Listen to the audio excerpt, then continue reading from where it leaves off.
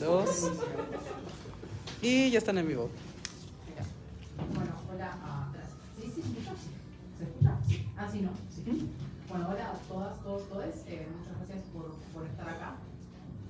Nos convoca nada más y nada menos que la presentación de este libro, Voces de la Intersexualidad, Brújula, Voces de la Intersexualidad en México, y tenemos el placer de contar con dos autoras y un autor.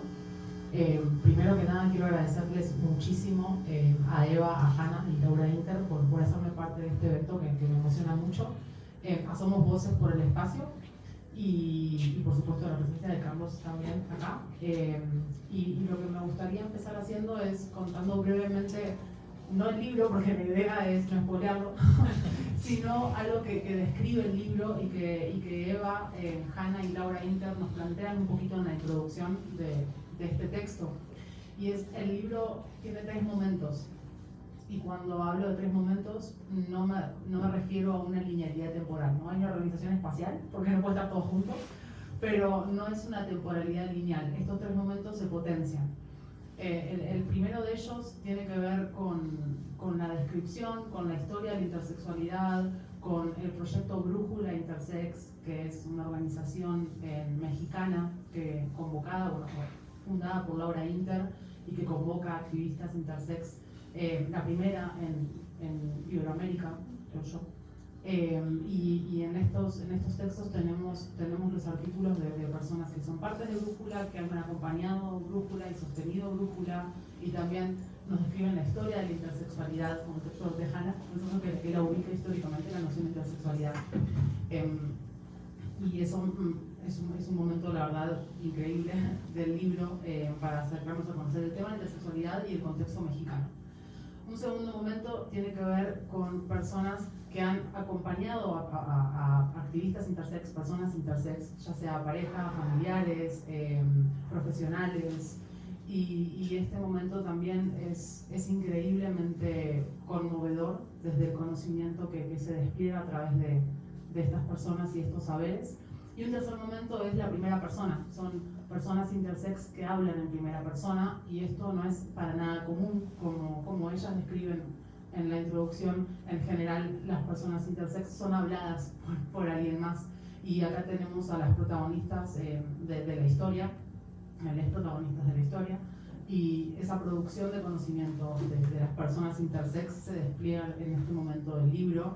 Y les decía que se potencian porque como ellas describen en la introducción, se entretejen las historias, y verdaderamente es un acercamiento que inigualable. La verdad es que he leído cosas en primera persona de activistas intersex, pero no es muy frecuente hacerlo, y acá hay una compilación magistral. Yo creo que, si no recuerdo mal, Laura Inter dijo que debe ser la más grande que hay en el mundo, de un trabajo arduo y de años. Entonces me parece que este libro es un libro que tiene que ser traducido, yo opino. Además, es un libro, la verdad, increíble.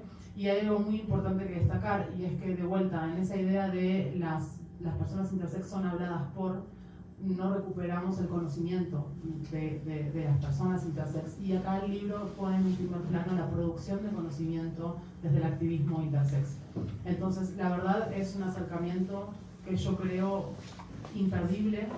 Es un libro súper completo, es un libro histórico, contextual, regional, y de vuelta tiene la riqueza de la primera persona. Bueno, dicho esto, me gustaría justo preguntarles a Eva y a Hanna cómo surge este libro, cómo surge este proyecto, y bueno, cómo fue el trabajo de armarlo, cuánto costó.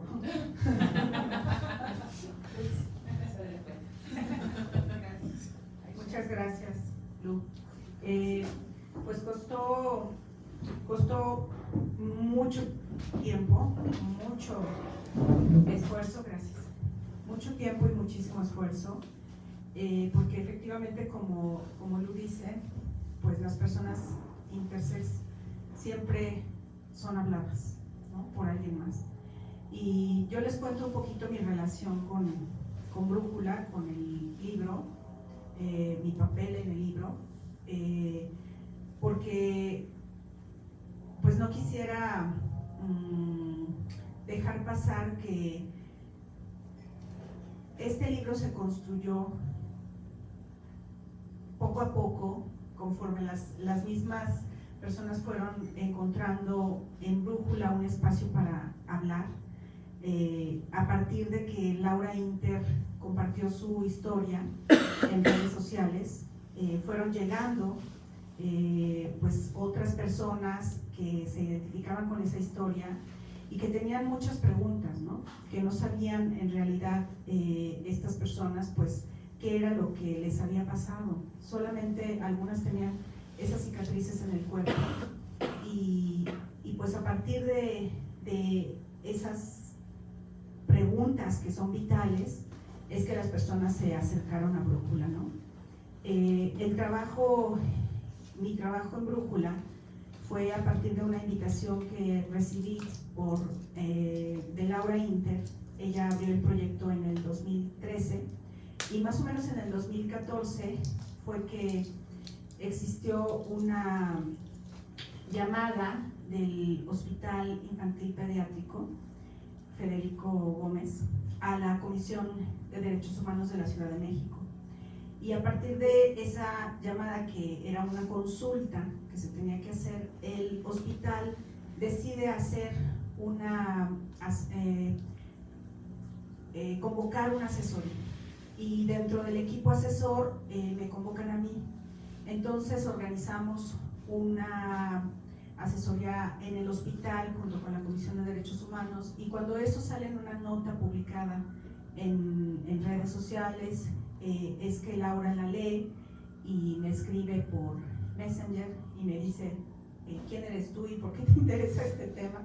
Y le digo, bueno, es que es un tema que retomé en la tesis y he hecho estancia en el hospital y pues mi perspectiva es de la de derechos humanos, y entonces nos conocemos, nos caemos muy bien y empezamos a colaborar. Ella me invita al portal de Brújula y a partir de ahí, bueno, pues un poco me vuelvo aliada de la comunidad intersex, y es que acompaño su trabajo, ¿no? Porque Laura Inter estudió Derecho y de pronto se sentía insegura a veces de cómo actuar, ¿no? Porque lo que estamos haciendo pues es nuevo, no se ha hecho antes. Sí les puedo decir que el proyecto de Brújula y este libro pues resume una historia muy importante, ¿no? De 10 años. 10 años en donde lo cuenta Laura un poco en la introducción, ¿no? Poco a poco se van construyendo historias, a veces duran años las personas en lograr armar estas páginas, 6 páginas, años. A veces las arman de una sola, ¿no? Se sientan y lo pueden armar. Y entonces me parece que este libro pues es también una ventana para entender esa dificultad de experiencias que no habían sido articuladas en primera persona, no habían sido enunciadas, y pues eso es muy raro, ¿no? Muy raro que eso suceda. En el mundo es excepcional, efectivamente, es excepcional que esto exista, y hay muy pocas historias como el proyecto de Brújula Intersexual, en donde se reúnen tantas voces, ¿no? Entonces la primera parte pues resume estos textos, son 5 textos de personas que acompañamos el proyecto de Brújula Intersexual, digamos desde el núcleo. Uno justo es el de Hannah, otro es el del doctor Carlos Narváez, que aquí está, el otro es el de Laura Inter, por supuesto, el otro es el de Mara Toledo, antropóloga, ella que también sigue pues trabajando esta línea, ¿no? De intersexualidad, y el otro es el mío. Entonces pues de ahí viene, digamos, la primera parte de este libro.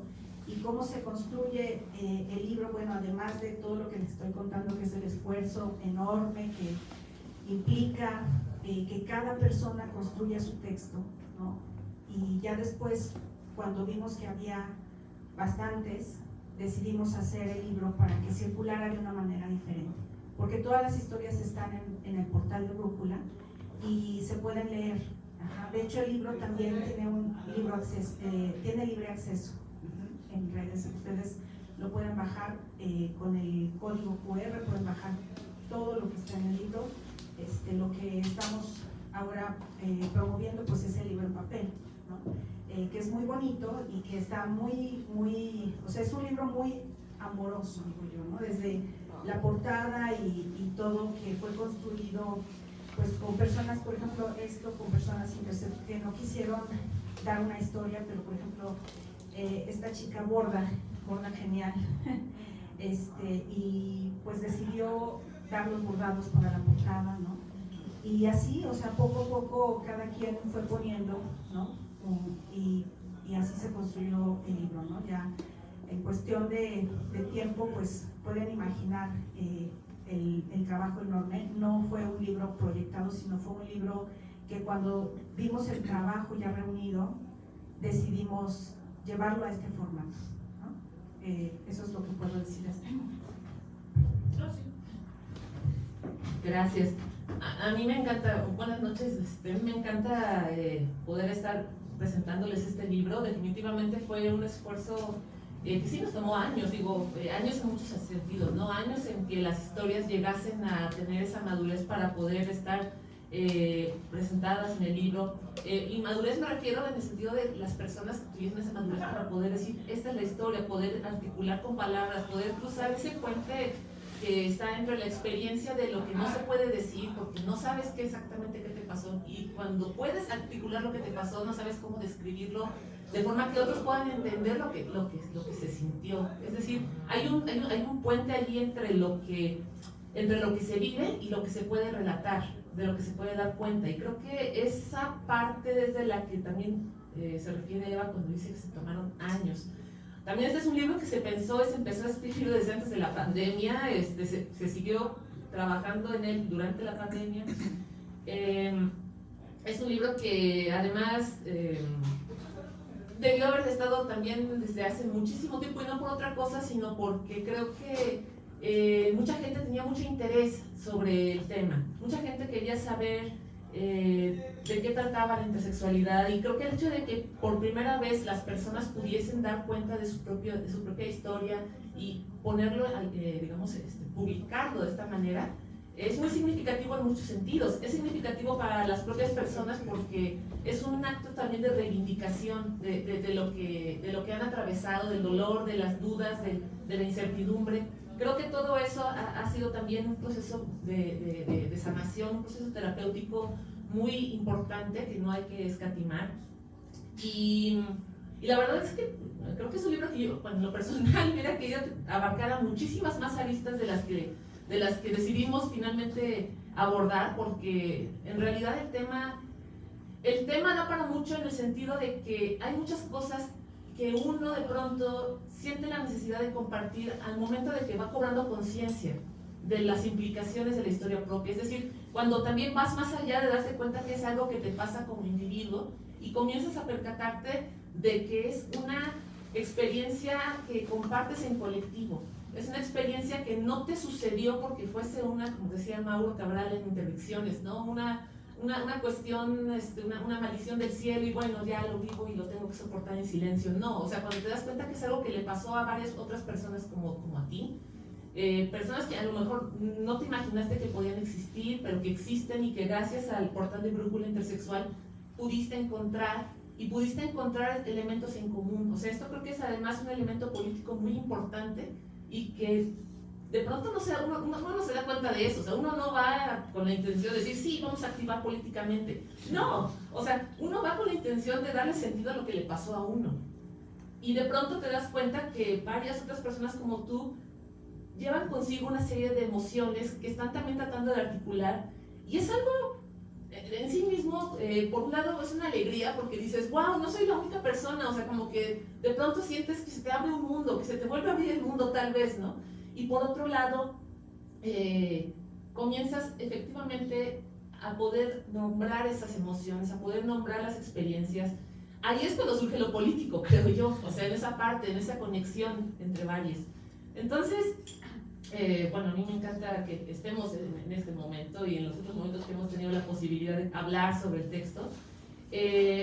Una parte que, bueno, como dice Luke, no es por spoiler, pero yo sí quisiera decir, y es que para mí fue lo más, es de lo más esperanzador, es el tercer momento en el cual se incorporan textos de las familias, de las personas que van con UNE, de las madres, de las parejas, de las hermanas, de quienes han vivido también la intersexualidad, no porque sus cuerpos hayan sido puestos en duda, sino porque en el tejido familiar, en las relaciones que se van gestando, está también ahí la marca de la patologización, está la marca de la duda, la marca del acompañamiento, exacto, la marca del estigma, era la palabra que estaba buscando. Yo recuerdo, eso lo comparto como muy personal, pero me parece muy importante porque yo lo desconocía hasta que me lo contaron mis hermanas. Cuando los médicos determinaron un diagnóstico asociado, digamos, que describía las características de mi cuerpo, se empezó a hacer una serie de estudios también para mis hermanas, porque querían ellos saber, los médicos, si había alguna cuestión que también necesitasen saber y abordar desde su perspectiva en el cuerpo de mis hermanas. Y mis hermanas, la verdad es que ellas eran mayores que yo, o sea, yo era la menor, ellas ya tenían respectivamente 9 y 7 años. Entonces para ellas fue bastante desconcertante que de pronto fuesen también objeto de esta mirada médica, y a la distancia dicen, bueno, o sea, ya no pasó más de eso, fue una cuestión que tuvimos que ir un par de años. Una de mis hermanas, de hecho, sí tuvo seguimiento, pero por un tema totalmente ajeno, que tenía que ver más bien con otra cuestión. Pero bueno, a lo que quiero llegar es a que incluso en ese momento inicial, hubo un impacto en ese tejido familiar que a la larga, bueno, es muy complicado de pronto decir cómo se ramifica. Pero me parece que es muy interesante que en este texto podamos incluir estos nuevos relatos de familias que ya no tienen que vivir esto desde el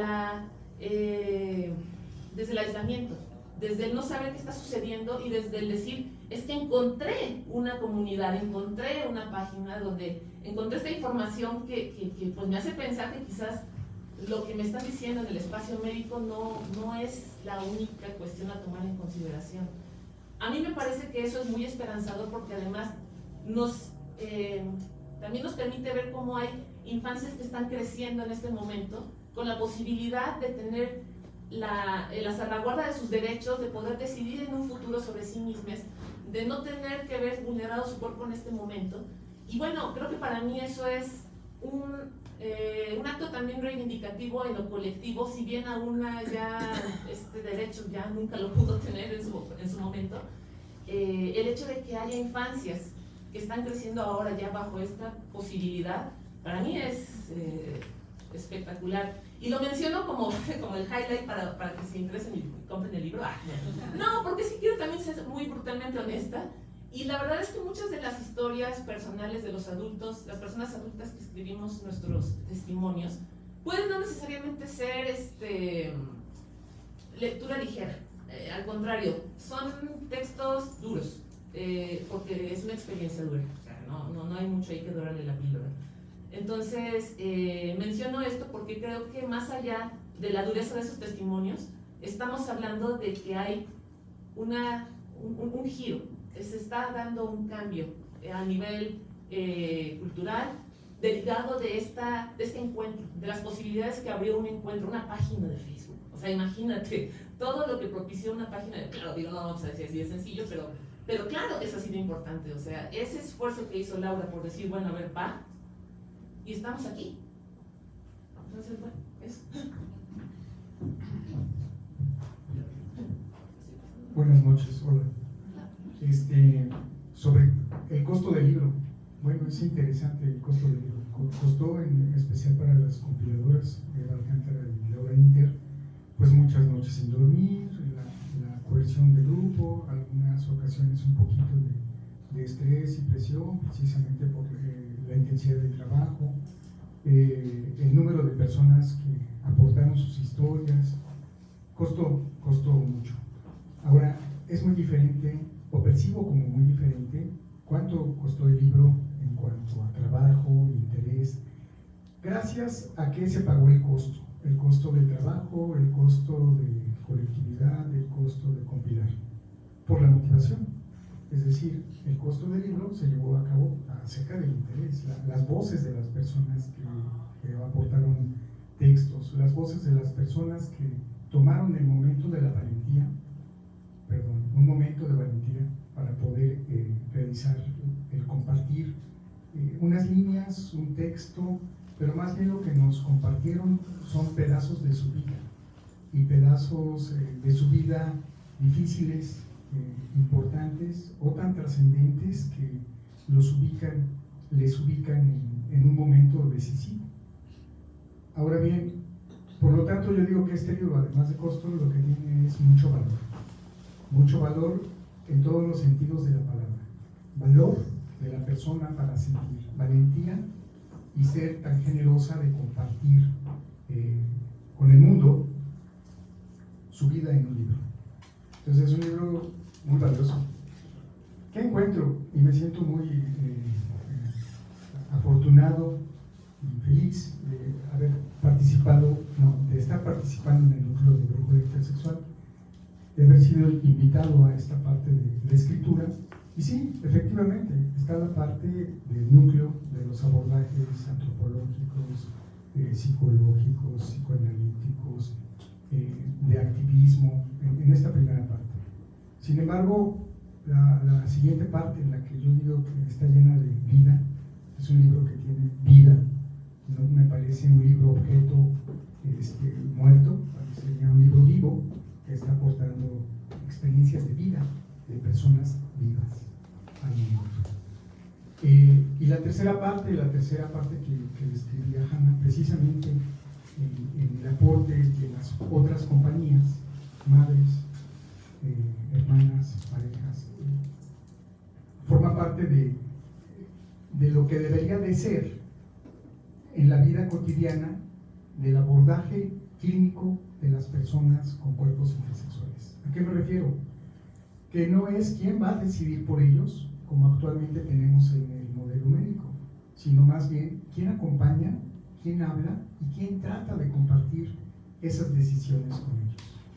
Entonces, este me parece un libro que costó, gracias a la motivación, el interés, la fuerza, el trabajo y el deseo, se hizo, pero más bien es un libro valioso por la valentía y es un libro vivo. Por esa parte me parecería muy interesante que se acerquen al objeto libro y lo vivan como eso, como una vivencia. Gracias. Bueno, muchas gracias a los tres. Sí, yo creo que lo que dicen es claramente el reflejo del libro, que es comunidad encarnada, ¿no? Eso es bien bonito. Y es lo que dijo Hannah, que es súper importante, y es esta idea de compartir la experiencia, pero desde el conocimiento, ¿no? Que es algo que retomo porque solemos pensar que la autoridad epistémica de conocimiento es desde el discurso médico. Y de alguna manera este libro nos muestra que el discurso médico no es objetivo y que las personas intersex no están opinando porque son subjetivas y es lo que sienten, en el sentido de sí sienten, pero hay un consenso intersubjetivo que es más fuerte y es mucho más válido y legítimo que el sesgo médico, que se dice objetivo, porque no lo es, porque está situado, porque viene de un contexto. Como lo escribí muy bien cuando habla del discurso médico y la historia de la intersexualidad. ¿Y por qué lo digo? Porque es un libro que no deja de interpelar a la población endosex, es decir, que no somos intersex. Este no es un libro solamente para aprender de la experiencia de las personas intersex, sino para entender que nuestra forma de vivir la biología que nos han dicho que tenemos legitima las malas prácticas científicas médicas. Nos interpela y nos compromete política y éticamente con ver qué está diciendo ese discurso acerca también de nuestros cuerpos. Que la idea de intersexualidad es relacional, no es aparte, sino que existe porque existe la normativa endosex. ¿Qué quiere decir? Una normativa que sostiene que hay dos formas de desarrollar las posibilidades reproductivas y quienes se corran de esas dos formas van a ser tener personas corregidas. Entonces lo que tenemos que interpelar es si realmente hay dos formas de desarrollar las posibilidades reproductivas que sean correctas. Y el aprendizaje del libro para mí tiene que ver con que justamente la cuestión no es explicar que nada salió mal en las personas intersex, sino es entender que nada salió bien en las personas que somos endosex. Estamos hablando de una potencialidad biológica. Y en ese sentido creo que el libro en estos 3 momentos nos interpela de esa manera, a través del abordaje histórico, a través de la experiencia de las familias que acompañan y a través de la autoridad epistémica de las personas intersex. Y acá yo les querría preguntar cómo ustedes viven desde sus lugares, ¿no? Como Eva sosteniendo, apoyando el proyecto de Brújula, aliada de la actriz intersex, Carlos desde la práctica clínica, Hanna como activista y productora de conocimiento, cómo viven el abordaje de la intersexualidad desde esas familias que empiezan a recuperar también autoridad epistémica desde sus hijas, desde sus niñas, desde sus parejas, y también esa relación con el discurso médico, porque está el mito o el imaginario de que hay que corregir a las personas intersex porque corre riesgo la salud, ¿no? Y Eva ha sido muy crítica también con eso, diciendo esa intervención genera más problemas que los que dice corregir, ¿no? Entonces también tenemos a Carlos desde la clínica, y es cómo es ese imaginario que tenemos de intervienen por la salud. Realmente intervienen por la salud, y ahí nos interpela a las personas endosex. Entonces sí les querría preguntar cómo las familias, las personas intersex y el discurso médico se entretejen, sobre todo con un discurso médico que genera miedo muchas veces ante el desconocimiento. No hay que intervenir, porque si no, esto va a estar mal. ¿Cómo es esa relación en la hoy, ¿no? Como Hanna nos decía, hoy estamos hablando de niñas que tienen la posibilidad de tener esta comunidad, y de familias, de tener esta comunidad y de personal clínico y médico que acompaña para no entrar en ese juego del miedo. Pero es como en esa narrativa hoy está el contexto, ¿no? Sí, yo creo que este libro tendría que leerlo personal de salud, maestras, maestros, padres de familia, todo el mundo, ¿no? O sea, no es un libro como que solamente sea para la comunidad intersex. Como bien dice Lu, pues a todas las personas nos asignan un sexo de nacimiento. Y siempre hemos pensado que esa asignación deviene de una interpretación de una verdad que está grabada en las normas genitales. Y yo lo que he aprendido es que en realidad una cosa no va con la otra. O sea, en realidad la identidad es una ficción que podemos confirmar, y la mayor parte de la gente así pasa porque el sistema está armado de esa forma, y porque además las personas, pues el cuerpo es un cuerpo vivo, ¿no? Es un cuerpo en transformación, y por supuesto hay cuerpos en donde los procesos esperados aparecen, y entonces eso te confirma, ¿no? Efectivamente sí soy una mujer, ¿no? Efectivamente sí soy un hombre, y entonces todo eso va generando tranquilidad, y todo eso además es una relación social. El sexo es una relación social, y cada que entramos a un baño, pues estamos también validando, confirmando, ¿no? Como ahora los baños son públicos, son baños sexuados, porque en casa pues el baño entra quien lo necesita, ¿verdad? Así debería de ser en realidad el baño, siempre adentro o fuera de la casa. Pero o sea, todo esto que les cuento es como producto de mirarme en ese espejo que es la intersexualidad, ¿no? Cuando hace algunos años atrás, no me acuerdo ya cuántos años, 25, 30 años, que empecé a conocer el tema en un servicio social que hice en la licenciatura en psicología, yo de verdad pensaba, esto está bien, esto que se hace está bien. O sea, interpelaba mi propia disciplina, la que yo estaba aprendiendo, ¿no? Y en ese momento, pues la respuesta que yo recibía de mis maestras, mis maestros, era, claro que está bien, o sea, eres estás empezando, eres novata, no sabes, y en realidad pues esto está bien. Y yo sentía una enorme necesidad de leer más, ¿no? Me remitían a, bueno, pues ve y lee sobre, en ese entonces era estados intersexuales, ¿no? Ve y lee. Yo leía y leía y leía libros médicos, trataba de entender hiperplasia, disgenesia, me sorprendía, me maravillaba, porque a mí el cuerpo humano y su funcionamiento me maravilla. Y en algún momento dado, todo eso no me alcanzaba para explicar qué era lo que estaba pasando. ¿Por qué me decían, vamos a investigar si esta criatura es un niño o una niña? ¿No? Llámale, se llama Pedro, tiene 8 años. Y yo decía, o sea, ¿cómo? ¿Por qué estamos poniendo en duda a Pedro de 8 años, que está tan tranquilo y le estamos midiendo el tiempo de que juegue con carritos y le preguntamos sobre sus amigos? Entonces todo eso para mí era pues realmente un shock, ¿no? Y yo decía, algo no se siente bien aquí, ¿no? Y cuando estaba pues en algunos momentos, ¿no? Presente en las reuniones clínicas, o cuando veía que los niños pasaban y eran examinados pues por los médicos adscritos, pero también por los residentes y también por los internos. Entonces alrededor del niño de pronto había 15 personas viéndole los genitales. Entonces yo decía, esto no está bien, pero no tenía más elementos. Así que hasta que logré llegar al doctorado y hacerme de elementos tanto de psicoanálisis como de teoría de género, de feminismo, de teoría queer, ¿no? Con todos esos elementos, un diplomado en bioética que tomamos, todos esos elementos me mostraron un camino para pensar, aquí debemos encontrar una forma distinta. Y creo que el tiempo pues me ha indicado que efectivamente eso es lo que necesitamos hacer, ¿no? En enero, a finales de enero de este año, estuvimos en Bruselas, y créanme que hay muchos equipos de clínicas de intersexo alrededor del mundo que están buscando otras formas de atención.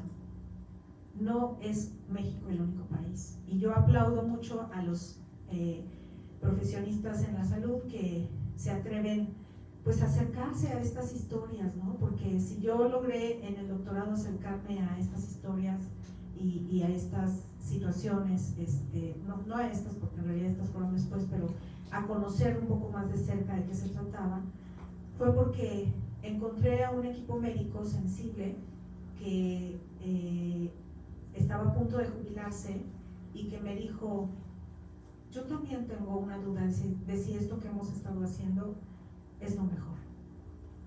Y eso dicho por un jefe de urología, ¿no? Una jefa en genética, y entonces me hizo resonancia, ¿no? Y creo que entonces este libro pues me ayuda a resituar mi propio trabajo como psicóloga y a pensar, ¿no? A pensar también mi propia construcción como mujer y como persona asignada, mujer al nacimiento, ¿no? ¿Qué ha implicado eso en mi vida, ¿no? Gracias. Sí, ahorita estaba escuchándote y de pronto me acordé, bueno, Eva tiene en su tesis, ella habla del dispositivo médico de intersexualidad como un concepto que retoma obviamente la idea misma del dispositivo de Foucault, de Agamben en realidad, ¿no? Pero bueno, quiero llegar a un punto. De pronto me acordé de esta serie que se hizo muy famosa, que de hecho es un libro de ciencia ficción, ¿no? El problema de los 3 cuerpos, que en realidad está basado el título en un problema matemático real. Pero bueno, me gusta ahorita pensar en este concepto por una cuestión. Preguntas, o sea, cómo se entreteje, ¿no? Estos 3 espacios, estos espacios entre, digamos, la persona intersexo, en este caso, la persona que está en el momento de ir bajo el escrutinio, bajo la mirada, la familia que está alrededor, que muchas veces es quien, en aras de buscar el bienestar de esta persona o de une, es quien lleva al espacio médico, ¿no? A veces a costa de, como Eva misma en la tesis lo mencionaba, ¿no? A costa de hacer sacrificios y esfuerzos, porque muchas veces implica que las personas se desplacen desde otras partes del país hacia los espacios donde se encuentran los equipos médicos. No nada más me refiero a lo tecnológico, me refiero a las personas con especialidades. las especializaciones. Con esto quiero decir que muchas veces las familias hacen un gran esfuerzo por llevar a sus niñas sin darse cuenta realmente de si esto va a ser, o sea, simplemente van con la esperanza de que esto sea en su beneficio, en su interés superior, diríamos, ¿no? Pero no se sabe nada realmente, es decir, en el momento en el que van con la fe puesta, pues esa es la palabra, en el conocimiento médico, en la autoridad de la institución médica, ¿no? Y muchas veces me parece, digo, ahorita va a parecer como un sacrilegio lo que voy a decir, pero yo creo que muchas veces los propios médicos actúan con fe en su propio conocimiento, no necesariamente como a veces lo he descrito, que me han dicho algunos médicos que parece que los estoy criminalizando. No sé si el doctor se acuerda que en una conferencia que tuvimos una vez, un doctor así casi me dijo, pero es que los estás criminalizando. No, o sea, lo que yo trato de decir es que de verdad muchas veces entiendo que los médicos desde su lugar de trabajo se encuentran saturados, se encuentran rebasados por las limitantes materiales, porque estamos hablando de México, no estoy hablando yo ahorita de Bélgica, por ejemplo, ¿no? Donde evidentemente podrá haber otro tipo de limitantes, pero no son del tipo material. Y en cambio acá muchas veces la práctica médica está condicionada más por eso que a veces por el mismo acto se me fue la palabra, de autoritarismo, que sí se da también. O sea, con ello quiero decir que no existe. En realidad muchas veces sí se actúa desde un autoritarismo, pero creo yo que parte de lo que se da en este desplazamiento ha sido justo una, no sé si llamarle un acto de humildad de algunos estudiantes, de algunos médicos jóvenes, de poner en duda este dogma de aprendizaje por, ¿cómo se llama, doctor? Exactamente, o sea, que no es basado necesariamente en evidencia, sino en lo que dice la autoridad médica, como se va exactamente pasando de boca en boca, ¿no? O en este caso de generación en generación. Y creo que en ese sentido, a mí me parece que aunque no podemos cantar victoria y decir ya todos los médicos de aquí en adelante están libres de esta mirada patologizante, libres del prejuicio de heterosis normativo, o sea, creo que sí estamos viendo que es posible este giro porque ha habido una toma de conciencia que no nada más es colectiva respecto a lo que nos incumbe como personas y comunidad intersex, que hemos hecho este esfuerzo, ¿no? Y que se ve reflejado en este libro, que materialmente se ve reflejado aquí, sino que también se está viendo en esas familias que están yendo a buscar conocimiento que no está en el libro de medicina, sino que está en algún lugar de internet y que afortunadamente está en un lugar de internet llamado Brújula Intersexual, que no habla sino desde la experiencia de las personas. No asume una autoridad de voz única, sino que dice, estas son las experiencias de muchas personas.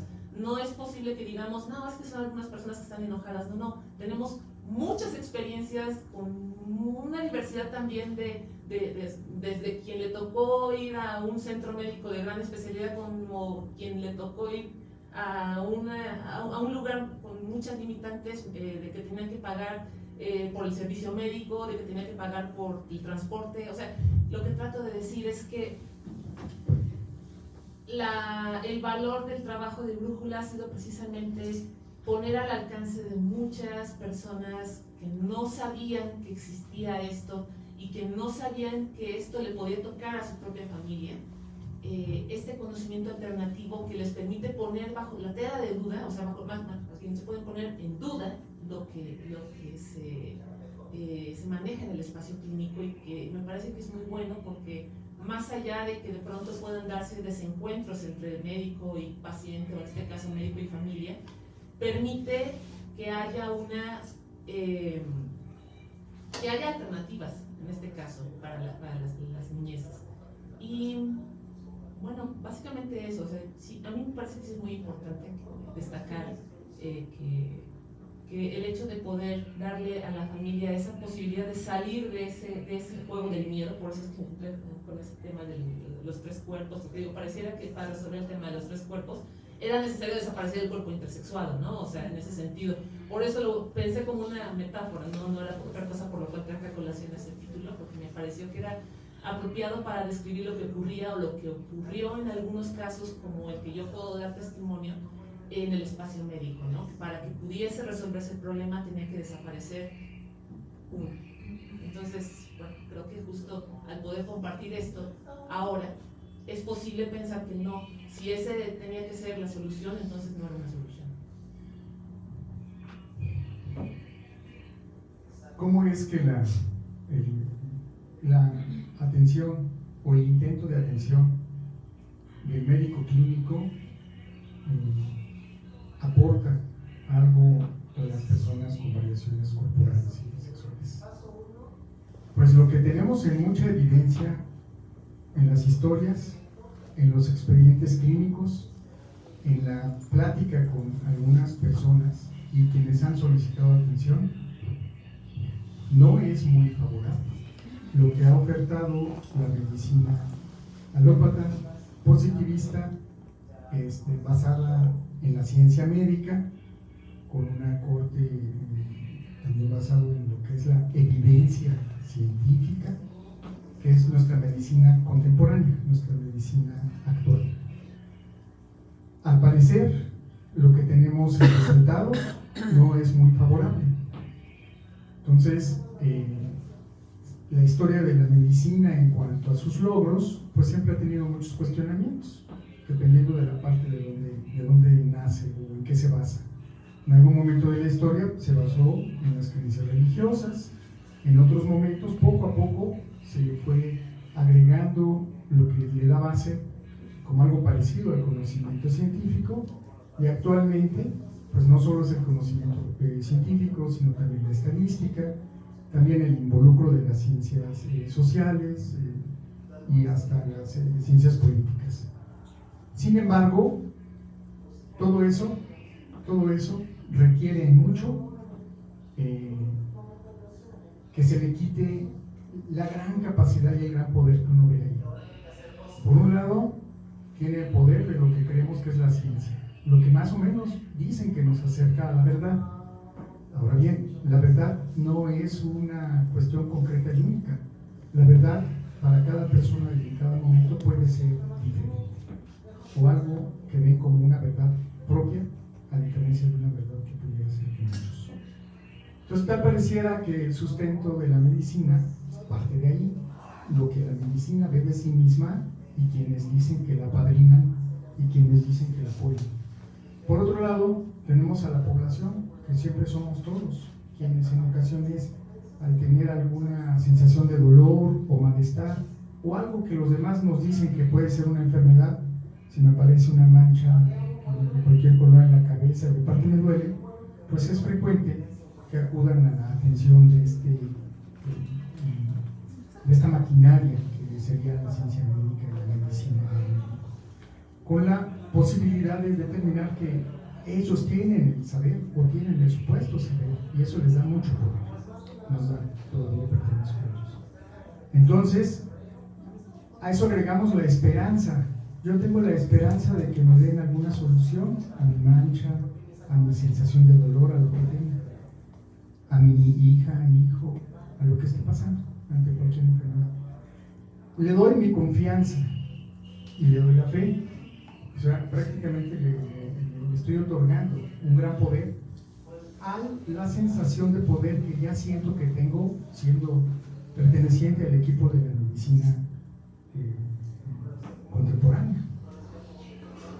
Entonces, eso es lo que hay que plantearse, cuestionarse y criticar y reconstruir y volver a construir de una manera humilde, de una forma abierta, de una forma que en ocasiones duele.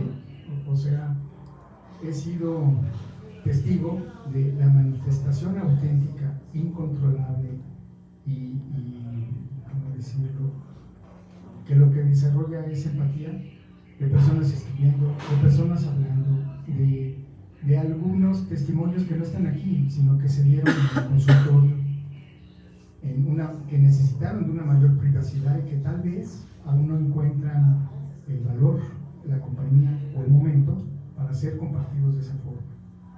Entonces, tal pareciera que es al revés. La medicina nos intenta decir cómo se curan las enfermedades, cómo se normaliza lo que está descompuesto.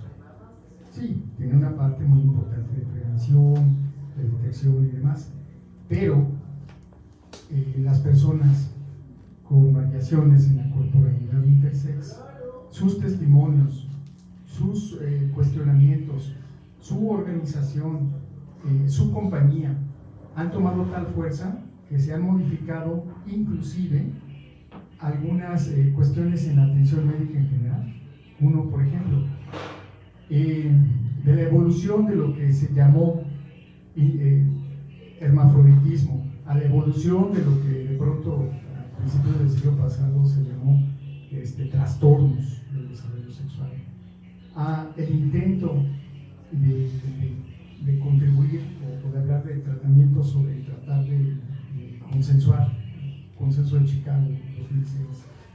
La evolución que ha tenido ha sido diferente. Si uno revisa el documento del consenso de Chicago, hecho por los expertos del mundo, donde la participación de las agrupaciones y de los movimientos era nula, a la posterior edición del nuevo consenso de Chicago, uno encuentra que ya le dan bueno, no es que le den, es que el movimiento intersexual ya es una parte importante de lo que se habla en tratamiento, acompañamiento y acercamiento. El mismo texto del artículo original de la revisión del consenso de Chicago, la segunda edición, ya trae inclusive nombres y datos de contacto de las principales organizaciones mundiales del movimiento intersex.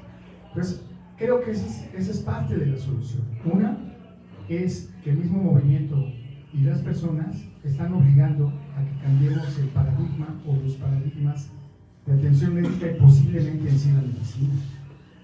Ahora no veo yo, al tratar a cualquier persona con corporalidades intersexuales o no, el partir únicamente de buscar qué puede estar alterado en su cuerpo. Ahora lo que me obliga es a ver la persona en su complejidad y la persona en su totalidad para saber qué pudiera estar diferente en su cuerpo, en su función metabólica, en sus hábitos y costumbres, qué quiere cambiar, qué se puede cambiar, cuál es la mejor forma de cambiarla y si existe o no necesidad de cambio. Por ejemplo, las dietas. ¿Necesito quitarme todo lo que no me gusta? No, puedo modificar mi alimentación de una forma sana para llegar a intentar tener una condición más sana y que yo me sienta mejor. Es un ejemplo muy burdo, pero es así también el problema de la familia, si es que es un problema, o cuál es el problema de tener un menor o variaciones anatómicas de las características sexuales. Definir, ¿existe un problema? Primera pregunta, ¿cuál es? Y muchas veces no corresponde a lo que la medicina podría considerar un problema. Normalidad es un término estadístico que nos habla de cuántas personas tienen el tamaño de las orejas, y hay una medida promedio, y de ese promedio es una cuestión de desviación estándar, simplemente matemáticas, para definir normalidad. Entonces, la normalidad considero que hay que volverla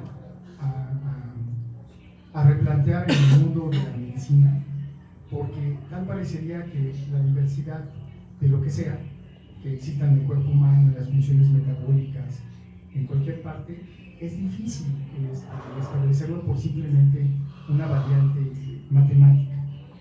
No podría, tal vez lo que se intenta hacer objetivo de números termina siendo lo más subjetivo que podría ser. Yo le digo a los compañeros, el problema tal vez no es la medición, sino la interpretación de la medición. Puedo yo tener una glucosa de 100 y ser completamente normal y poder interpretarla como que no es normal. O sea, la cuestión estadística como dato único y duro de lo que es normalidad en medicina debería de cuestionarse, plantearse y modificarse. Por último, ¿qué situaciones podemos también compartir desde la parte clínica? Se necesita humildad para aceptar que no sé, o sea, no sé toda la medicina en referencia a lo que pudiera vivir una persona ante cualquier padecimiento, o bien ningún padecimiento y simplemente la presencia de variaciones anatómicas o fisiológicas. Entonces necesitaría yo tener humildad, luego no sentirme, no, sí, en un principio vivirlo y sentirme el destinatario de los reclamos y del dolor de las personas para poder entender qué es lo que está produciendo y entonces tener esa motivación para intentar cambiarlo. Pues yo me siento en mucho compromiso con las personas que me han dado la confianza para intentar retribuir de alguna forma, y eso está trabajándose. En cuál es la mejor forma. Una de ellas sí es tratando de contagiar a los médicos, pero bueno, la resistencia y en ocasiones la dureza con la que se percibe el intento de cambio no es fácil. Ahora, ya hay gente más sensibilizada y los mismos grupos que atienden a personas con variaciones anatómicas parecería que también ya han comprendido y están ávidos de buscar las opciones. Entonces, más o menos sería así como la medicina y esto. O sea, yo creo que replantear un nuevo modelo de medicina, los parámetros de fuerza de la medicina, y ya las personas son las que han posiblemente quitado un poco de este dogma o de este dogma ciego a creerle todo a los médicos. ¿Por qué si me duele tantas veces el que me exploren? ¿Por qué que tantas personas me vean? ¿Es necesario que me vean 30 personas y que me toquen otras tantas? La misma medicina, creo que la forma de cómo se intenta atender a las personas es la que posiblemente está perdiendo su poder, su dogma y la confianza. Entonces, replantearlo desde ahí, desde el punto de vista de los médicos. Muchísimas gracias. Quería hacer una pregunta breve que me parece muy importante en este contexto, bueno, sobre todo sabiendo que Eva y Hanna han tenido sí contacto con los estudios de género, como decías, en el doctorado, también los feminismos. Y el feminismo mainstream históricamente lo que hizo fue criticar lo que puede o no puede hacer una mujer, ¿no? Pero después hubo otro feminismos, activismo intersex, que lo que han criticado es cómo tiene que ser una mujer, desde la normativa biológica. Entonces, en ese sentido, la pregunta que les hago es si ustedes sienten cómo se acercan los estudios de género, si sienten alianzas, si sienten espacios, si sienten reconocimiento, si pueden tener un diálogo o hay una fragmentación. Lo digo en un contexto donde hay un fuerte esencialismo desde ciertos sectores que vuelven a la idea de mujer biológica y desde una biología supuestamente dimórfica. Que son, por supuesto, transodiantes, endosexistas. Entonces, la pregunta es, ¿cómo ustedes pueden ver un diálogo ahí posible, o si han tenido ese lugar y ese reconocimiento, y cuál es la relevancia en este contexto? Sí, a mí me interesa decir que yo soy feminista y que hago estudios de género, ¿no? Y que en realidad me parece que estudiar cómo llegó la categoría género a las ciencias sociales y al feminismo es fundamental, y eso pues tiene que ver con entender la historia de la atención médica, tanto de la intersexualidad como de la transexualidad, ¿no? Entonces sí creo que es muy importante, porque hoy día me parece que las lecturas a veces que se están haciendo pues pueden ir generando rupturas, ¿no? Cuando lo que necesitamos es pues un feminismo que genere puentes, ¿no? Que nos ayude a conversar las unas con las otras y con los otros y con los otros. Entonces creo que hay para todo, ¿no? O sea, no me voy a enfocar, digamos, aquí en las peleas, más bien sí lo que quiero decir es, hay que leer el libro. Hay que leer el libro para entender, ¿no? Para entender de lo que estamos hablando cuando hablamos del cuerpo. Ajá, porque este libro habla del cuerpo. Y no nada más habla del cuerpo de unas personas. O sea, así empezamos, de hecho, la introducción. Ese párrafo sí lo voy a leer, ya que me propone. Pero dice: intersexualidad es la palabra que reunió a las personas que aquí escribimos. Cada uno de los textos que presentamos refiere a una experiencia muy singular, y sin embargo, cada una y en conjunto abordan una temática similar. el sexo y su regulación es el eje que problematiza las experiencias relatadas. No solo el sexo y la regulación sobre quienes aquí escribimos, sino también de quienes ahora leen. ¿Qué es el sexo? ¿Tu sexo es algo natural y espontáneo? ¿Es el sexo una verdad que confirma quiénes somos realmente? ¿Cómo se sostiene esa verdad? Entonces, creo que eso es algo que se aborda a lo largo del libro, y algo que me parece fundamental decir es, está trabajado desde los testimonios. Aquí hay verdades singulares, ¿no? Y eso es fundamental porque siguen y seguirán, como siempre han aparecido en la historia del mundo, existiendo personas que presentan variaciones en sus características sexuales. Y hoy mismo en Brújula estamos acompañando a infancias intersex. Infancias intersex que se siguen preguntando en un primer momento, mamá, papá, ¿por qué no soy normal? Y eso lo hacen a partir de la crueldad social, a partir de atención médica violenta. Tenemos una niña de 7 años que no tenía absolutamente nada y fue metida a una exploración médica que le produjo una hemorragia vaginal. ¿Por qué? ¿Por qué si la niña no tenía nada? Y eso pasó hace un año. Y así, o sea, las cosas siguen ocurriendo. Oye, es que no es que esto ya pasó, ¿no? No, es que sigue ocurriendo. Y es que necesitamos preguntarnos en conjunto, ¿por qué ocurre? ¿Qué es tan grave no tener el cuerpo de la monografía, ¿no? ¿O qué es lo que sucede? Ajá. Entonces, creo que acompañar a las infancias intersex es lo que ahora nos está motivando, y por eso Hanna hablaba tanto de esta tercera parte del libro, acompañamientos, porque creo que es fundamental que estas infancias intersex entiendan que hay una comunidad, no que estas son sus experiencias necesariamente, porque no lo son, cada historia es singular, pero luchamos porque sus experiencias sean de una felicidad, ¿no? Distinta, y que su pregunta, que a lo mejor en un inicio es mamá, papá, ¿por qué no soy normal?, ¿no?, pueda después ser una celebración, ¿no?, de decir, a ver, ¿qué es eso que es la normalidad?, ¿no?, y de construir esa pregunta, porque en realidad es lo que, el marco es lo que le está perjudicando a la persona, pero es un marco sostenido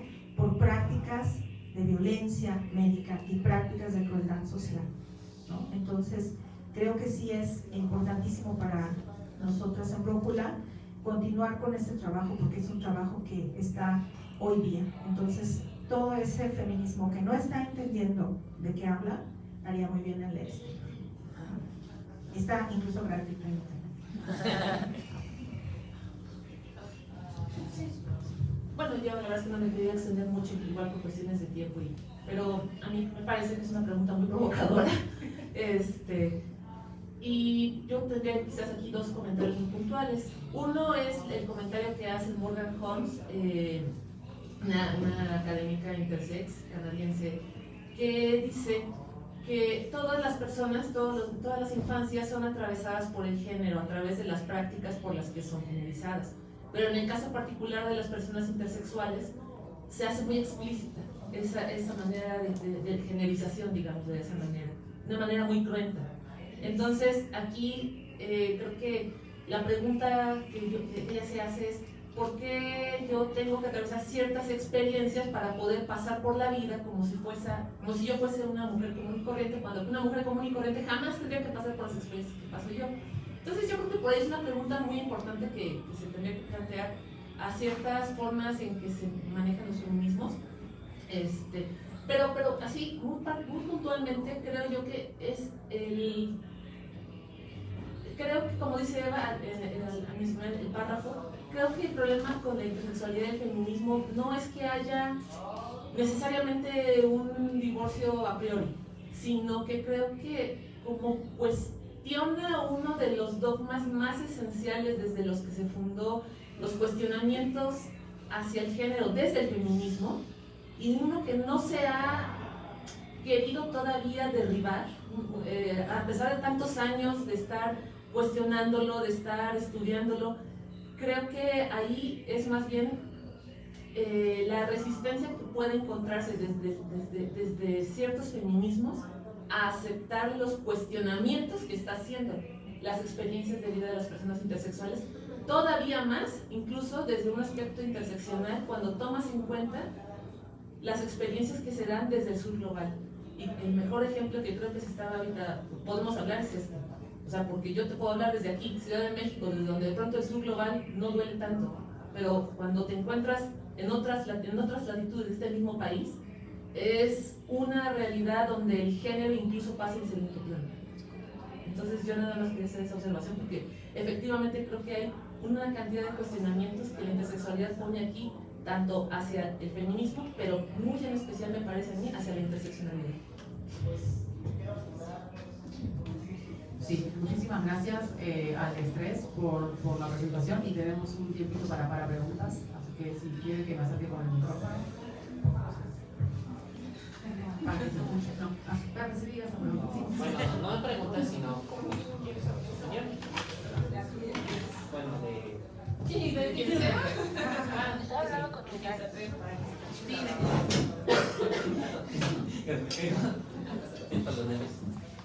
Me cuesta trabajar en público, hablar. Quiero saber su opinión sobre en sí de la palabra rol de género, porque antes, hace mucho tiempo, era de que el hombre debía trabajar y la mujer debía estar en la cocina, y ya en estos tiempos, bueno, ya es muy común de que las niñas pueden hacer lo que quieran, los niños pueden hacer lo que quieren y los niños pueden hacer lo que quieran, y desde mi punto de vista ha sido como que también una dificultad para saber qué es lo que uno se identifica o qué quiere ser. Entonces, ¿creen que es una palabra que con el tiempo vaya disminuyendo su poder? Porque también eso ha sido como una gran controversia, la palabra rol de género, para muchas infancias y también incluso en la vida adulta, de conocer su propia identidad. Entonces, quisiera saber su opinión. A ver, yo, es que, digo, a ver, sí, mira, no me es muy compleja. Es muy, sí, no, y es mira, es que cuando haces el análisis, bueno, haces una investigación histórica de dónde surgió esa palabra, rol de género, que en realidad deriva de papel de género, o sea, role como en el sentido teatral de role, el papel de alguien, ¿no? O sea, en el papel de, no sé, Scarlett O'Hara, Vivian Leigh, ¿no? Por decir algo. No, o sea, lo que trato de decir es que el concepto de papel de género fue un concepto que el propio John Money, de hecho, acuñó con la intención de identificar un elemento que pudiese ser maleable o manejable en virtud de que consideraba que los demás elementos que conformaban la identidad, llamémosle sexual de una persona, eran esencialmente biológicos y no se podían alterar. Entonces, ese concepto es a partir del cual empezó a generarse toda su teoría, y después, conforme fueron pasando, por esto que estoy hablando que fue 50, 60, este concepto fue retomado por las feministas de la segunda ola para poder hablar de cómo había ciertos papeles de género que se imponían a las mujeres y que constituían los elementos de la opresión de las mujeres. Esto lo menciono porque, si te das cuenta, al hablar aquí de papel de género ya estamos hablando de cosas muy diferentes. Por un lado, John Money estaba hablando de un elemento a través del cual se podía manejar la identidad sexual de personas intersexuales, o sea, él específicamente pensaba en personas intersexuales, pero las feministas de la segunda ola, que fueron las que de alguna manera popularizaron en el imaginario el concepto, pasó a tomar otra serie de significados que tenían más que ver con lo que acabas de describir, que si el trabajo doméstico, que si los cuidados a las personas enfermas, que si el trabajo en la industria, que si, etcétera, ¿no? O sea, todas estas series de estereotipos que en realidad terminaron conformando toda esta serie de papeles, de roles de género. Entonces, no sé, yo lo único que te puedo decir es que en la medida en la que dinamitemos creencia de que tenemos que ajustarnos a ciertos roles, o sea, es que realmente podemos ser más libres. O sea, no sé qué decirte. O sea, la realidad es que el concepto mismo fue acuñado con la intención de controlar. Eso es lo que trato de decir.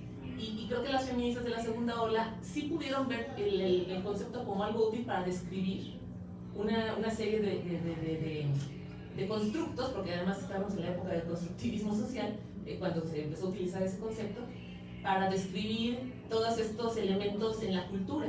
Entonces creo que en la medida en la que seamos capaces de identificar esos elementos en nuestra propia persona, pero además como sociedad, de identificarlos y decir, esto me está limitando, esto me está impidiendo ser más libre para poder hacer algo. Bueno, exactamente, más feliz, una vida más satisfactoria, más plena. Pues en esa medida sí hay que, Dios, o sea, nadie dice que tiene que ser así realmente. Es lo único que se me ocurrió contestar.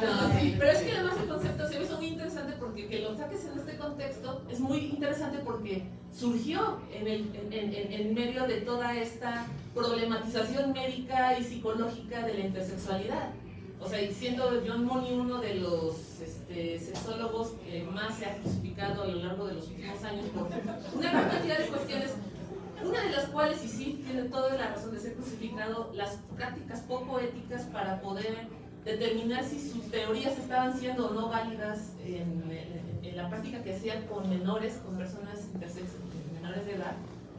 Bueno, que ahí sí, por supuesto que el tipo era todo menos decide lo que hacía.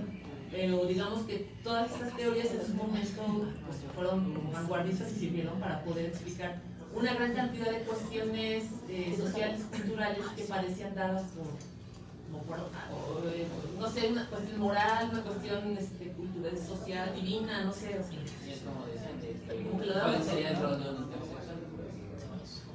Bueno, no, ahí más bien tenía que ver en el sentido ese, o sea, de decir, a ver, si lo vamos a asignar como niña, entonces tenemos que asegurarnos de poder controlar esa parte de su identidad para que sea una niña completamente y que se vista con sus falditas y que nunca dude que va a ser una niña, o sea, que nunca dude que va a ser una niña. Esta eres tú, no dudes y ya te quedaste. Lo cual no necesariamente es un problema de que ella misma se asuma como niña, ese es el problema es todo el mecanismo de coerción, de prácticas cuestionables éticamente que se llevan a cabo para que la niña no se cuestione que es una niña. O sea, a final de cuentas el tema no era si la niña se creía o no se creía niña. O sea, ese no es un problema. El problema es... No, el problema para el doctor Money, para toda la sociedad, era que lo dudara precisamente. Por eso era necesario hacer todo lo posible. Y por decir todo, pues ya podemos pensar que no era necesariamente todo lo éticamente válido. ¿Puedo hacer dos? Ya salieron ahora sí. Por favor, dale tú. No me alcanza. Hay que acercarse, ¿no? Pero, sí, si quieres, dale tú. No, se puede sentar aquí. Tú. La silla de No, muchas gracias.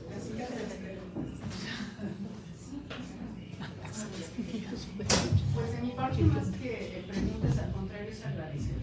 Porque, bueno, resulta muy plausible que todo el mundo habla en este momento de movimientos socioculturales y sobre todo más en la parte de usted, porque de verdad que, híjole, es algo sumamente sorprendente que usted mismo pueda proyectar una cuestión sumamente personal de una creencia con relación a algo que no se contrapone, que por el contrario refuerza lo que estudió, pero también que el sol no se puede tapar con un dedo, ¿no? Y esto lo reafirmo con ese estudio que hace usted hace más de 20 o 25 años, que podría incluso parecer anacrónico, pero ya era una necesidad social que había estado como un poco tapado.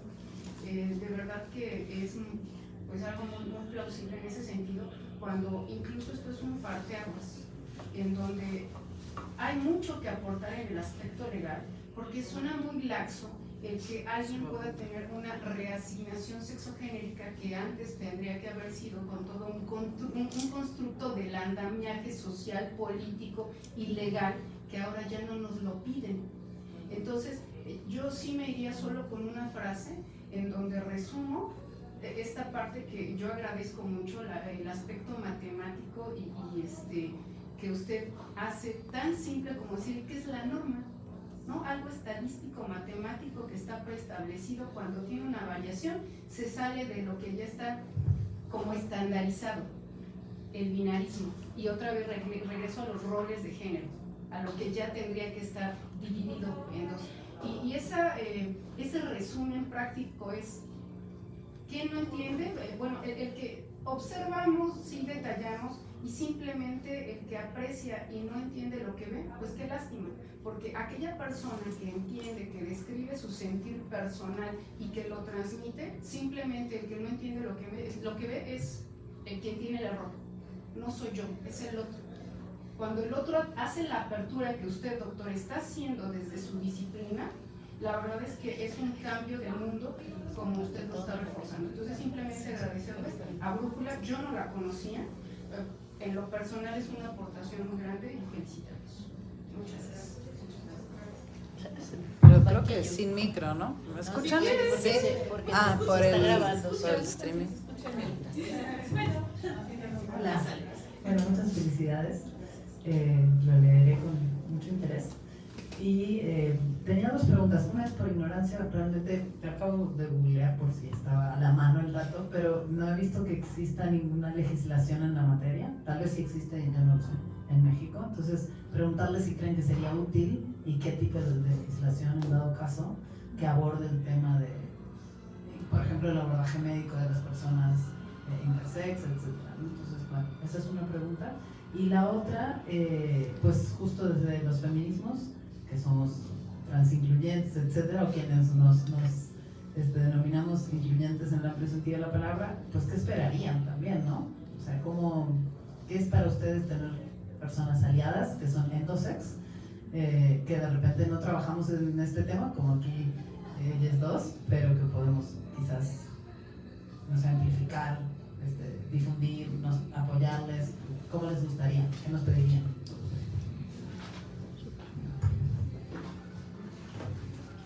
No se amontonen.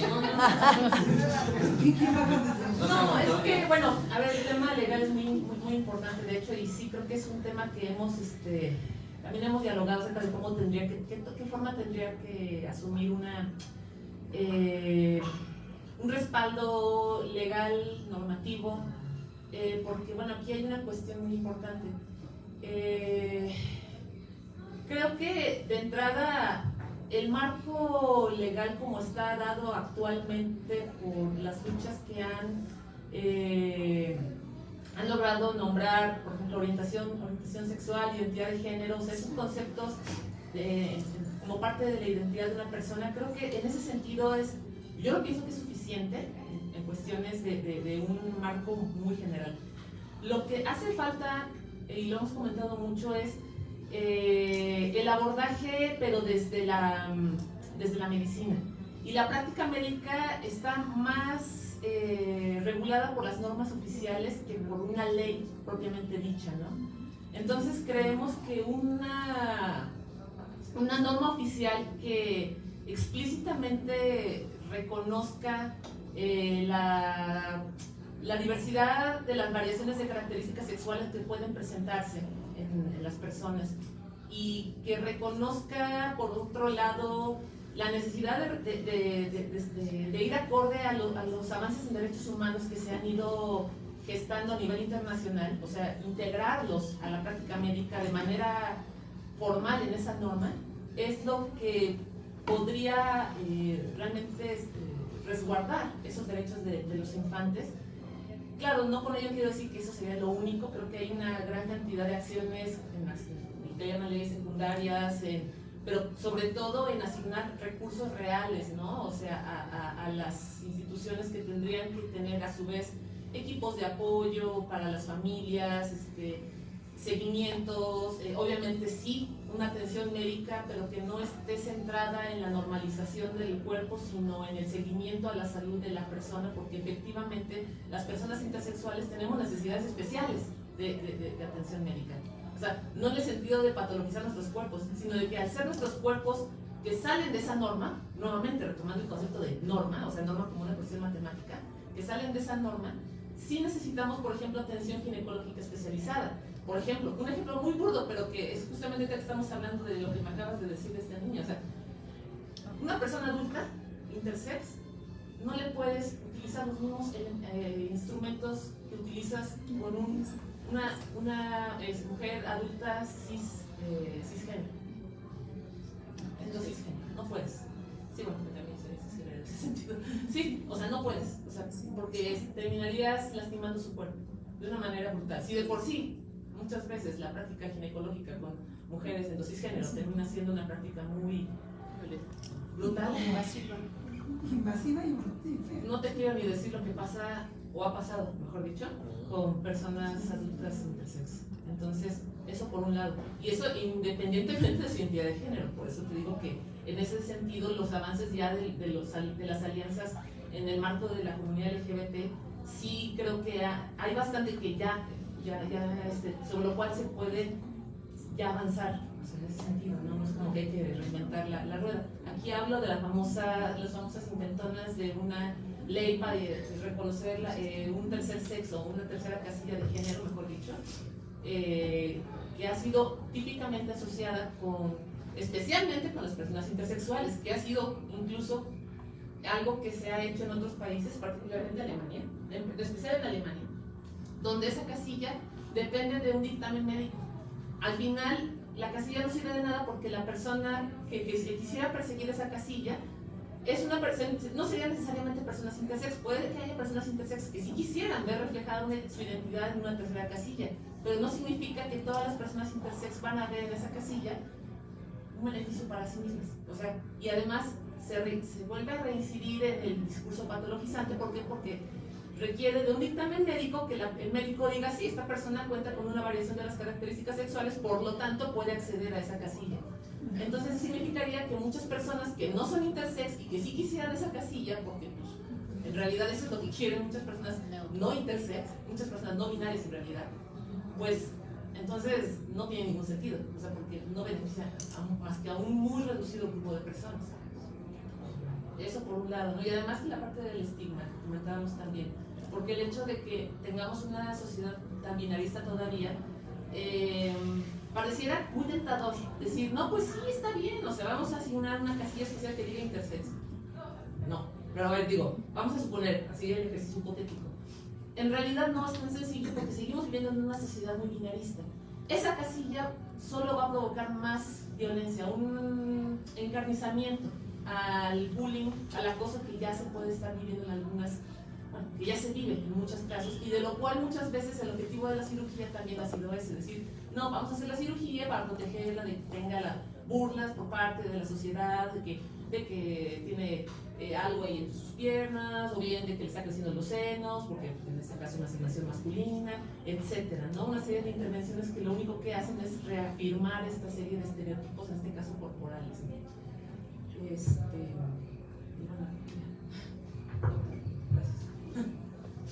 Sobre la cuestión normativa o la cuestión del establecimiento de leyes, pues una que es una necesidad sentida y es algo que se debe hacer. La aplicación de leyes o la creación de leyes indudablemente deben de ir en el sentido de la protección hacia las personas, no otra cosa. Basada en una política posiblemente de derechos humanos, derecho a la vida, derecho a la salud, derecho al libre desarrollo, derecho al acceso a los cuidados de la salud, derecho a tener acceso a una atención de calidad, derecho a tener una atención médica empática, de alto, ¿cómo le llaman? Utilización de los recursos científicos y técnicos al alcance disponible en ese momento. Sí, yo creo que es mucho lo que se tiene que intentar legislar, pero nunca tratando de hacer a un lado lo que sería lo que va a proteger que es a las personas en condiciones de variaciones de intersexualidad, no una cuestión de una tercera casilla por simplemente resolver un problema, no sé, desde demográfico hasta político. La otra, son muchos los campos que sí requieren posiblemente intervención de la cuestión jurídica por cualquier circunstancia. Por ejemplo, la modificación en el registro civil para la reasignación sexual transfiere adelante, también nos ha ayudado, ¿no? Pero eso viene de una legislación y de un tema que se referencia a lo que es el registro civil y otras modificaciones. Por ahí había una propuesta todavía del año pasado sobre la presencia de una tercera casilla en el documento de alumbramiento. Cuando nace el niño, niña, el médico tiene que dar un documento para que después se le expida el acta de nacimiento. Entonces, la modificación a una tercera casilla, entonces siguen existiendo. Hay que estar al pendiente no solo de las leyes que protegen, sino de las leyes que, teniendo la buena intención de proteger, podrían exponer o perjudicar. Y de ahí muchas otras. O sea, el intento auténtico de algunas personas en las instituciones de acercarse a los grupos activistas ha dado algunos productos, unos productos que, aunque no son ley obligada, son documentos que dan planteamiento hacia la posibilidad de posteriormente generar normativas de tipo jurídico legal. El protocolo de atención para personas de la comunidad LGBTI y guías específicas, se incluye una que es lo referente a la intersexualidad. Esa guía se hizo en conjunto con el centraje, la Secretaría de Salud por medio del grupo de institutos de salud, CONAPRED y algunas entidades de tipo educativo, Eva Alcántara, HANA y Brújula Intersexual. Entonces, ese documento uno diría, bueno, pues no es un documento normativo como parte de una ley. Sin embargo, en el documento legal ahí sí, como parte de un decreto que se hizo como parte de el plan de desarrollo 2021-2020, se incluye que para la atención de las personas con variaciones intersexuales se tome en cuenta y se debe de hacer obligatoria la capacitación del equipo de salud con esa guía. Entonces uno diría, ah caray, ¿es una ley? No, no es una ley, es un documento. Y este documento a su vez está citado ahora sí en una ley que hace su obligatoriedad o su determinación para que las personas sean capacitadas según lo que dice ese documento. Entonces hay esfuerzos y yo creo que hay oportunidades, posiblemente hacer coincidir algunas instancias de tipo institucional con algunas de tipo de la población, con algunas de grupos específicos o de personas que estén trabajando las clínicas de intersexualidad, por ejemplo, de los hospitales o de las diferentes instituciones de salud, el activismo, la academia, inclusive hasta los grupos dedicados a otras cosas, los juristas, también, por ejemplo, abordando lo que pudieran aportar sin perder lo que es, bueno, ¿para qué construir leyes? Bueno, ¿qué es lo que estamos protegiendo? Queremos proteger la regulación de las cirugías en los menores que no pueden decidir por ellos mismos todavía porque son bebés. Sí lo queremos. Entonces tenemos que determinar cuál es la mejor forma de protección. Hay lugares donde se han prohibido totalmente las cirugías en menores porque atentan contra su integridad y hay que esperar a que crezcan. Sin embargo, hay condiciones en las que cirugías por otro motivo, nada que ver con intersexualidad, requieren realizarse. Pero si la ley dice que no se hagan cirugías a menores de tipo electivo no urgente, podríamos estar no protegiendo totalmente a la persona y sí exponiendo la salud. Entonces sí, trabajo sobre legislación necesario, sin perder la visión de que es para proteger a las personas, no por otros motivos, como parte de una estructura. Pero correcto no sería dejarlos crecer con ayuda y que ellos decidieran al final, o sea, un acompañamiento y al final ellos decidieran en su mayoría de edad qué es lo que quieren para ellos. Creo que eso sería el respeto más importante, porque al final es su cuerpo. Sí, o sea, en general ese tendría que ser, digamos, el espíritu desde el cual se inicia. Aquí lo que más bien creo que tenemos en mente es la diversidad precisamente de cuerpos. Y en ese sentido, por eso hacía mención yo hace un ratito con la cuestión de las necesidades de salud que tienen las personas intersexuales, que no son en realidad las mismas, inclusive entre las mismas personas intersexuales. Aquí ya también entraríamos en una cuestión de categorías, porque tendríamos que hablar de por qué y a qué le llamamos intersexual dentro del movimiento intersex, y al momento de aterrizar eso dentro de una normativa, qué tan específicos tendríamos que ser, porque por ejemplo hay personas a quienes, lo que mencionas, o sea, lo único que tendría que hacerse es ese trabajo de acompañamiento para poder, exactamente, para poder darles la oportunidad de que se vayan generando su propio criterio y eventualmente tomen, si es que hay que tomar, una decisión. La cuestión acá con otros cuerpos de otras personas es que pueden presentarse, no sé, pienso ahorita, desórdenes metabólicos en los que es necesario un cierto tipo de abordaje. No necesariamente quirúrgico, pero sí un abordaje de tipo hormonal, farmacológico. Ese es un caso que ahorita se me viene a la mente. Pero también puede haber otro tipo de abordaje, ahí sí de tipo quirúrgico. Pienso, por ejemplo, en un tipo de disgenesia gonadal donde las gónadas en realidad sí presentan una malignidad alta de cáncer.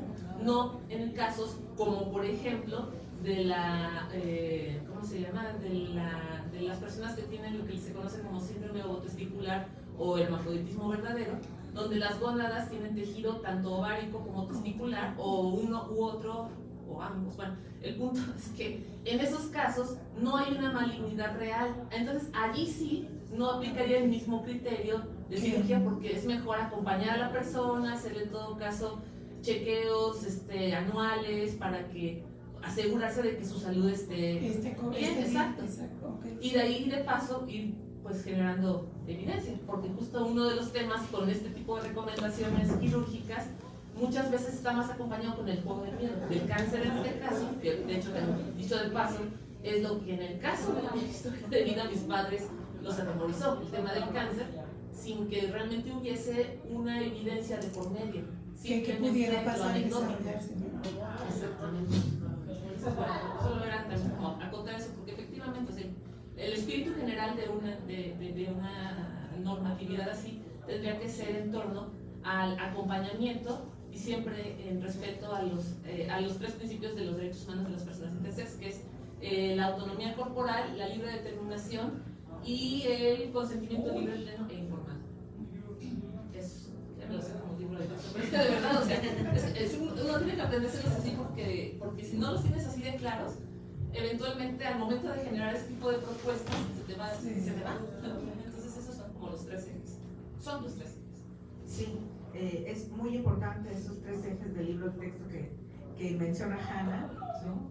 Porque son derechos médicos globales y que en realidad son documentos normativos que regulan las prácticas médicas y que son muy difíciles de intervenir y de cambiar. Entonces creo que es muy importante, bueno, solamente recordar eso, ¿no? Y también lo que decía Hanna sobre el tercer sexo, decir que en México efectivamente, o sea, pensamos que estas iniciativas de ley que han existido, que ya van 3 o 4, ya hasta perdimos la cuenta, ¿no? De manden a la intersexualidad a la tercera casilla, y decimos, no, o sea, está muy bien la tercera casilla, pero no necesariamente por qué ser la intersexualidad, ¿no? O sea, cualquiera podría inscribirse en esa tercera casilla a petición personal, ¿no? De manera autónoma, libre, y no coaccionarse, así como la tercera casilla es la puerta donde hay que ocultar todo lo que no cabe en el sexo binario limpio, ¿no?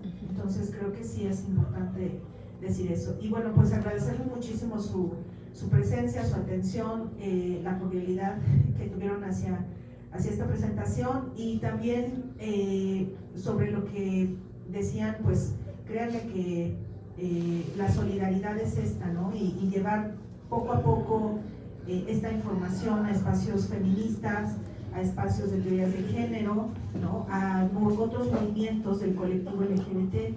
Eso es fundamental para las personas intersex y también, por supuesto, hablarlo, siempre hablarlo, ¿no? Yo digo, una práctica pedagógica es, ¿por qué no le hacemos, le solicitamos a las niñeces en la primaria que investiguen, por ejemplo, sobre este tema, ¿no? Ahora ya hay mucho en línea y podrían investigar y podrían también llevar otros temas distintos, ¿no? No nada más el embarazo y todos los temas que son tradicionales y típicos, sino creo que también abrir estos temas es algo muy importante para abrir la mente y a la diversidad, ¿no? Muchas gracias por su atención y su solidaridad. Sí, muchísimas gracias a todos muchas gracias a Hanna, a Eva, a Carlos, y sí, decirles que la reflexión personal final, escuchando a Eva, a Hanna, a Laura Inter y habiendo leído el libro y por lo que se discutió acá, es que cualquier persona que se acerque a los estudios de género o que sea de estudios de género no puede desconocer lo que es la intersexualidad, y la forma de saberlo no es Wikipedia, es este libro. Cualquier persona que se acerca a los feminismos, que se enuncia feminista o transfeminista, tiene este libro de lectura obligada. Y cualquier persona que esté interesada en hacer alianzas, este es el primer paso para acercarse a la comunidad, la página web de Brújula, y escuchar las necesidades y no interponer prioridades que no son las de la comunidad. Yo creo que eso nos queda de aprendizaje para todos. Muchas gracias.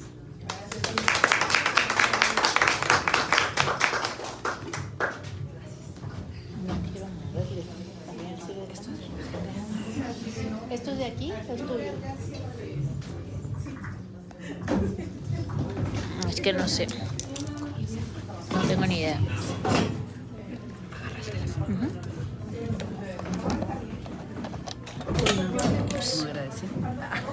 No, sí, creo que sí. Mira.